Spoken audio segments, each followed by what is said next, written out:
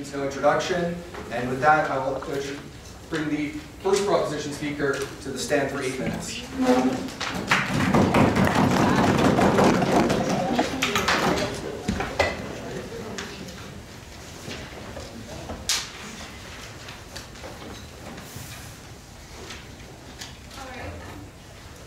Ladies and gentlemen, we're here today to discuss the resolution that this House prefers publicly funded media over privately funded media, and we on side proposition firmly believe that this resolution must stand, and we will do that based on 3 contentions today.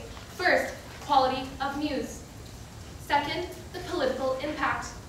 And third, one nation, one playing field. And today, we on side proposition have a very firm case line which we will be following through our debate today. And that is that publicly funded news media contributes more to a public discourse than private media. And that is something that we will be speaking about as the debate goes on today. Now I'd like to get into some definitions that we will see today in order to kind of clear up what this debate is going to be about. So this House is defined as the Western liberal democracy. Publicly funded news media is news agencies that receive public funding.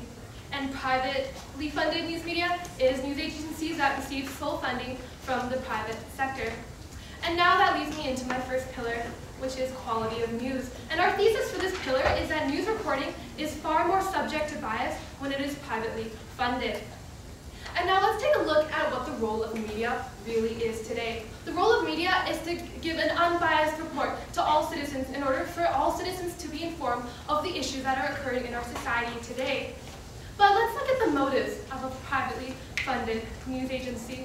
Their motive is to gain ratings. Their motive is for people to start reading their news. Their motive is for as many people as possible to flip through the covers of their newspaper or to turn on their TV and stop and watch the news. But let's look at what the motive of a publicly funded news agency is today. The motive of a publicly funded news agency is to give a clear, concise report to all citizens in order so that they can have a very unbiased view and a very clear view about the issues that are occurring in our society today. So we can see just from these definitions that the publicly funded news outlet is definitely far more effective in presenting the views that are important to our citizens today. Yes, sir? Would you not agree that news in itself is not objective and we should be looking at different opinions from different private sources? That's exactly what we're trying to say. We should be looking at different opinions. However, when you focus on the privately funded news agencies, they're not interested in looking at different opinions, but rather they're interested in expressing the views and the opinions of that private individual that is supporting that news agency. That is why we see so much bias coming from the private sector, and that is why we prefer that the publicly funded news agencies should be given priority over privately funded news agencies. And under the category of bias, we also see something called sensationalism. And that is when, since these privately funded news corporations, all they want are more views. They just want as many people as possible to see the news and to understand and to read through their newspapers or watch TV. So that leads into this thing called sensationalism, which happens when these news agencies, they'll start having huge headlines. They'll say, breaking news, this is happening, this is going on in our world today. But what really happens is that they aren't that important to our society today. And what we see is happening is that these privately funded news agencies will start trying to manipulate the views of the reader in order to make issues that aren't necessarily important seem much more important than they are. For example, let me bring up the Sun News and CBC. One of them is privately funded, one of them is publicly funded. And I'm assuming that most of the people here know today that it's obvious that CBC News has a far higher quality of news than the Sun News does. And for the reason is that CBC attempts to give a high quality of news to all of its viewers, and they don't go for the opinion. They don't go for, since this company is supporting us, we need to show views based on what they would prefer us to tell. And that is why the publicly funded media is far more effective, and that is something that we would far prefer over the privately funded sector. And also, as I've mentioned very many times before, the privately funded sector, all they want are more views, more people to start reading, and that's when they start having a new crisis. One moment, please. That's when they start having a new crisis every single day. That's when they start saying, oh, look at this amazing news that's happening right now. But what that really does is that it makes the citizens unable to tell the difference between what's really important in society and what's really not. Yes, sir? However, these stations are actually accountable to the people in the sense that if the people know that they constantly lie to the people, then these people aren't going to actually go back to the station. Well, I kind of addressed that in my point with sensationalism. The reason that these privately funded sectors are still prospering today is because they have these huge headlines. They try to make citizens feel like this news is important, when it really, no thank you sir, when it really isn't. And so that's really why we believe that the public funded news agencies are far more efficient and they're far more effective in delivering unbiased news to their people. No, thank you, sir. And that brings me to my second pillar, which is the political impact. On our thesis for this pillar is that publicly funded news agencies promote democracy and natural feedback mechanisms. And so what does that really mean? Well, I'll address that later in my pillar, but first, let's talk about what publicly funded news agencies will do.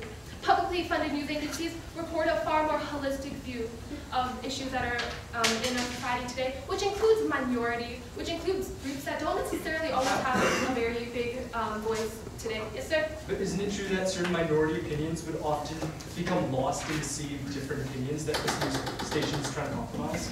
Well, that's exactly why we have the publicly funded news media in the beginning. Wouldn't it be better to at least have our minorities to be represented in the news than to ignore them completely? And that's why we think that it's far more important for these publicly funded news agencies to be promoted rather than the private sectors. And so to continue on, so the publicly funded news outlets often report on a far more holistic view, which includes, say, minorities, and rather than the issues of the individual that is funding the operation.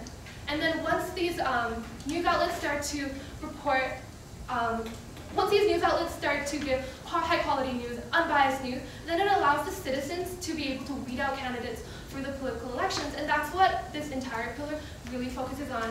Because a news outlet is actually a very, very powerful tool when you look at elections such as political elections, when we're electing our premier, and you know, we can see that happening in the United States very often, how certain, no thank you sir, how certain news outlets are promoting different things that aren't necessarily important.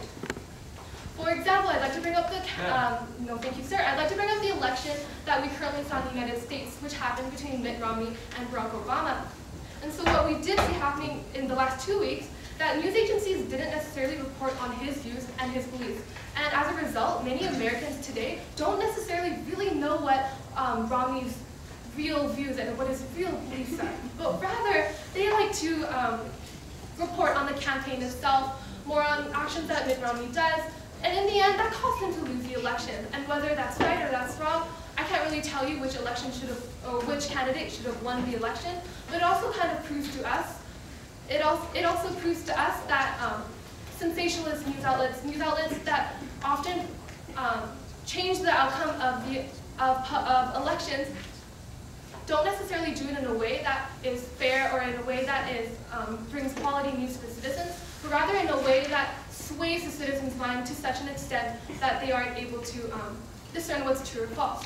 And so, what have I told you today? I told you about privately funded media, how publicly funded media should be given precedence over privately funded media. I've talked to you about my 2 pillars, which are the quality of news and political impact. My partner will be touching on one nation, one playing field, and for those reasons, this resolution must stand. Thank you.